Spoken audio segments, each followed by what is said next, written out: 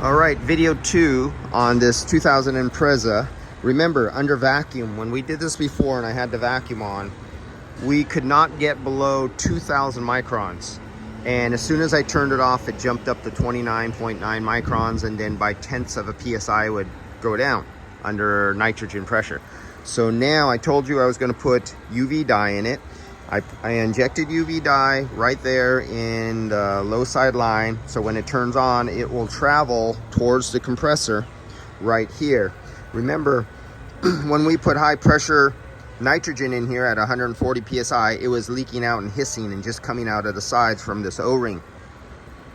So right now, I just injected some vapor refrigerant.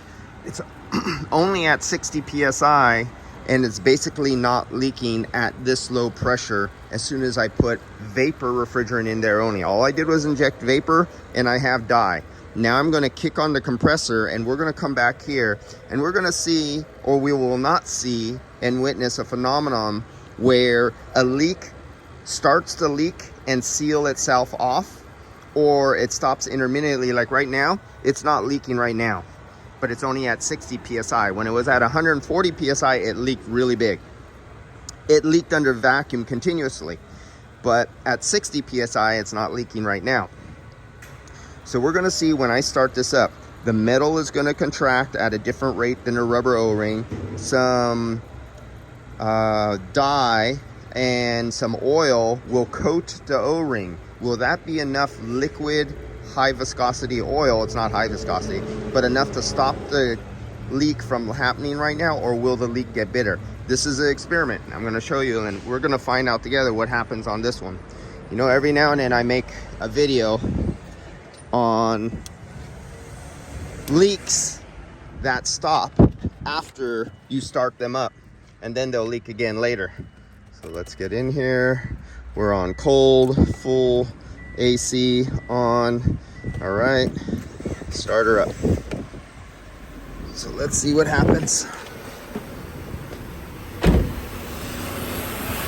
So we're running. You can see the compressor on. You do not see anything coming out. Compressor is running. The noise from the splines has stopped making noise. Let's cut off the flow of refrigerant because I'm still pumping in as it started up. Put some vapor in there. So it's not full. I only have some refrigerant in there. I'm gonna guess I have about 4 ounces of refrigerant, and you can see it almost wants to go under a vacuum. Here comes the leak. All right, we've developed. There we go. So now you can see it. At what pressure did it start leaking?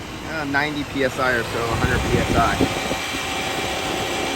At 60 psi, it did not leak. Now this one over here is the low side. We don't know at what temperature or pressure that one will start leaking. But on the Subarus, this one gets really hot. It's usually the first one to fail, but for some reason, the O-rings they selected from the factory from day one were just bad. They're just wrong. They all leaked. A lot of them leaked before they were even out of warranty. So that's how easy that was. Now I'm going to go around the rest of the vehicle with, you could see my leak detector right over there. It's not clear because it's not focusing. You can see the leak detector. So I'm going to go over if this leak is not big enough, because if this leak gets too big, it'll contaminate this whole area with refrigerant, and I will not be able to use a leak detector unless I could keep downing its sensitivity to find it. It just depends how bad the leak is. If a leak is too bad, it basically washes the whole area with refrigerant, and then you have to try to use fans in different directions, blowing air away from the area you want to leak check, but still not disturbing your area. Big leaks are bad because they wash the area, but that's where you break out the ultrasonic leak detector.